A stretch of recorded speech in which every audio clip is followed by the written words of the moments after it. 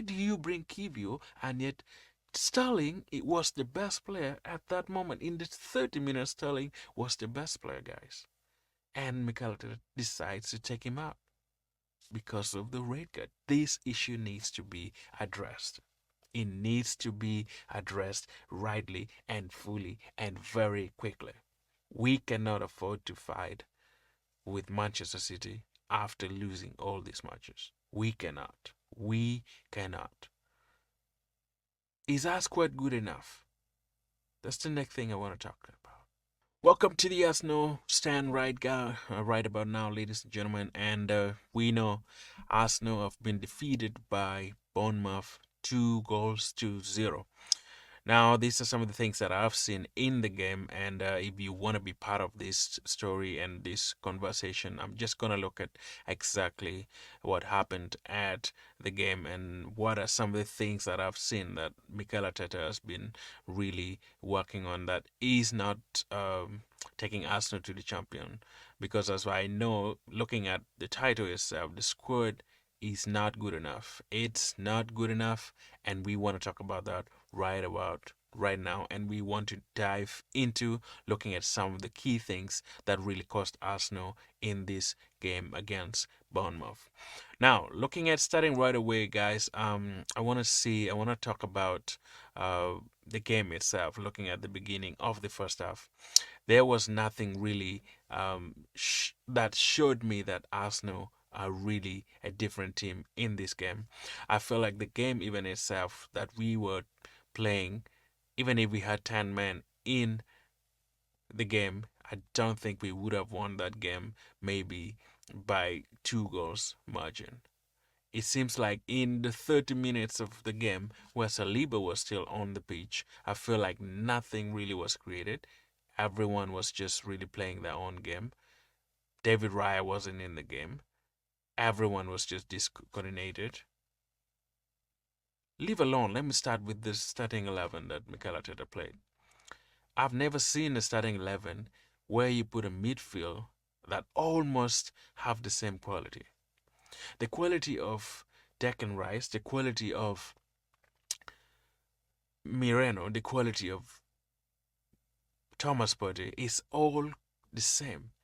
All those midfielders are not forward passing midfielders.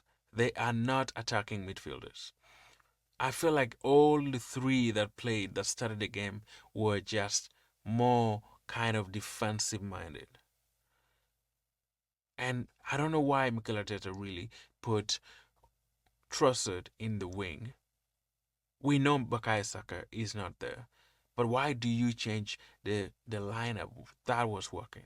Why do you do that? Something that was working for you for all this entire game, 8 games in, and still Mikel Arteta changes the lineup. I'm not saying tweaking around the lineup might have caused the damage or might have led to the loss of Arsenal today. I have seen enough of Arsenal that even when they kick the game in the first few minutes, I know for sure that if they're winning the game or they're going to draw or they're going to lose the game. This was obvious. Nothing positive at the beginning of the game. Taking that opportunity to capitalize on the game that is going to be played by Liverpool and Chelsea, Manchester City, and you end up. I have seen this many years where if Arsenal are a little bit under pressure, they crumbled. They they feel like the pressure that they have, they can't really withhold it. It's really frustrating to see that Arsenal, up to now, they are still playing the game. It reminded me of way back 2023, like where we lost our game towards the end. It's just frustrating. But anyway, let me see what really happened in the game.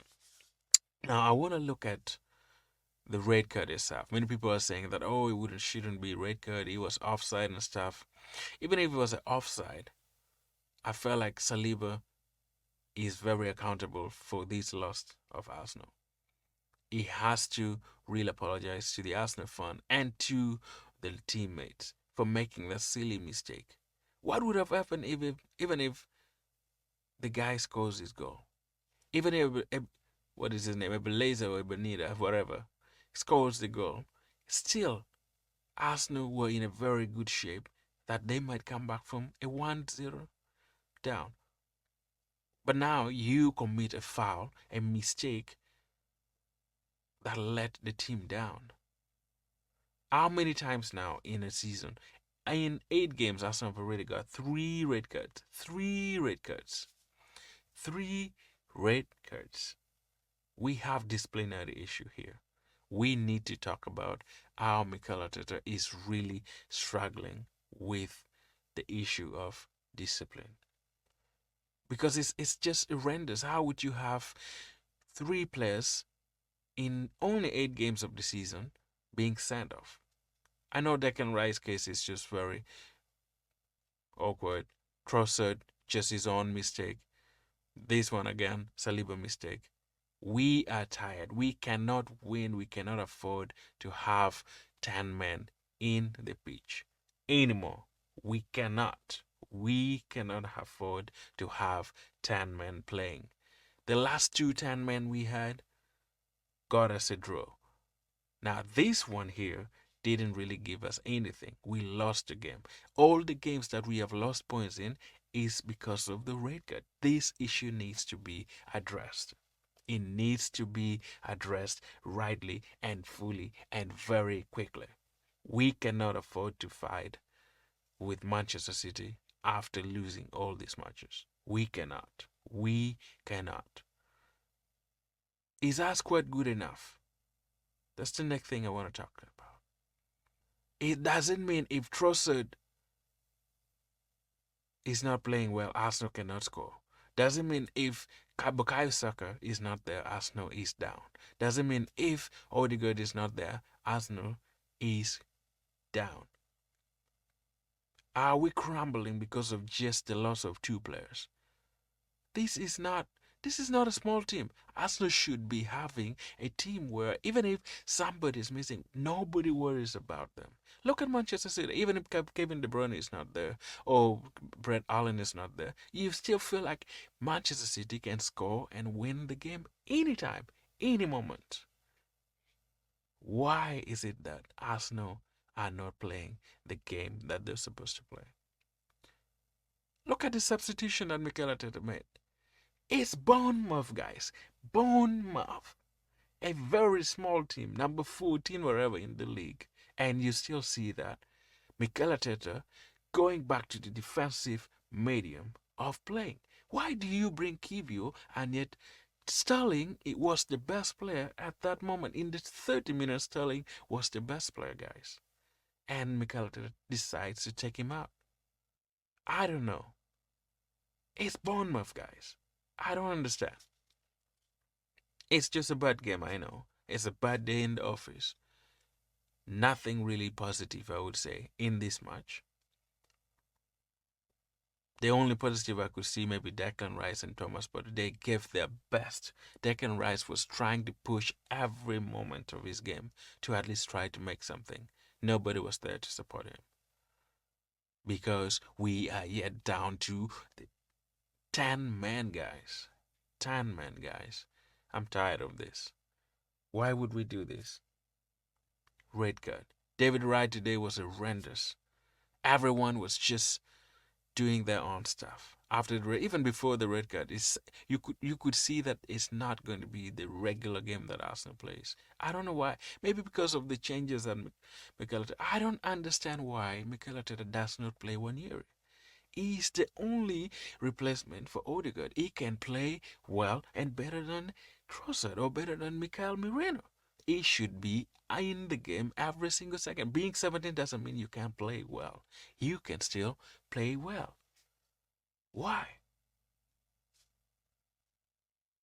I blame Mikel Arteta and I blame Saliba for all this loss of the game. I really do. Because it's becoming a problem now.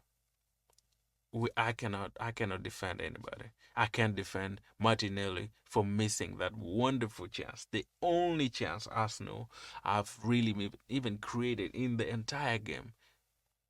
to score, and it would have been a different game.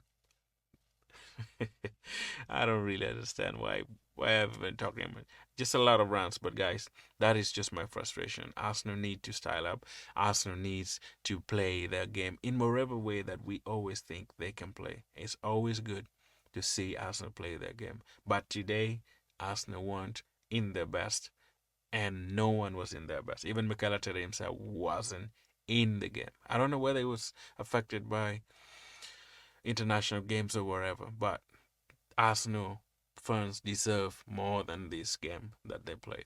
We deserve more. We deserve more than anything that this game brings. That is my understanding. That is my look of the game. I'm just really frustrated with the game. I know it's not the end of the world. It's the first loss in this preseason in this season. It's not the end of the world. It's just on 8 games. We still have thousands of games. Manchester City is still gonna lose. Liverpool still gonna lose. Chelsea, wherever, all the teams will still at least lose their game. So as long as we can bring all our gadgets and everything that we have lost, bring it back together and fight and make it a really good challenge for Manchester City, we can still do it. We gave wait to see on Tuesday against Shakhtar. If Arsenal plays the same way, they're gonna be shambled. But let's see what happened on Tuesday, ladies and gentlemen. Anyway, enough of that. It was all done. Credit to Bournemouth. Well done. Thank you for beating Arsenal. We move on to the next game. Put this at the back of your brain and we move on and continue playing our own regular games. Thank you so much for watching, guys. Subscribe to the channel if you're not subscribed and be part of this channel. Thank you so much. Let me know in the comment what you think about the game. I'm not even going to do player ratings. I should have done player ratings, but I feel like everybody's going to get very ridiculous ratings. The only 2 players that I can rate, maybe Thomas, but I'll give him a 6. Maybe Declan Rice, I would give him a 7. The rest is below 5. Take it like that because they didn't do any well. They didn't do anything completely. Subscribe to the channel. See you again in the next video. One love.